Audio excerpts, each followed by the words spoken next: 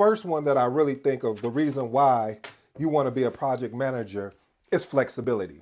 Let me explain what about flexibility. Flexibility allows you the opportunity to, it's not always, I don't want to say, well, stuck in a cube or stuck in a specific place, but it gives you the flexibility to be able to learn so many different things because, as you know, as a project manager, you're constantly trying to figure out, okay, who are my SMEs, and basically SMEs meaning subject matter expert. Who are the people that are going to be able to assist me along in this project? And then you got to have the flexibility to know, hey, when do I push on these people to help me move this project along, or when do I lean back and allow them to be self-organizing? We know self-organizing is more or less one of the things of the Scrum framework, but it makes sense in project management as well, of knowing of when to have that flexibility. And flexibility, again, like I stated, is around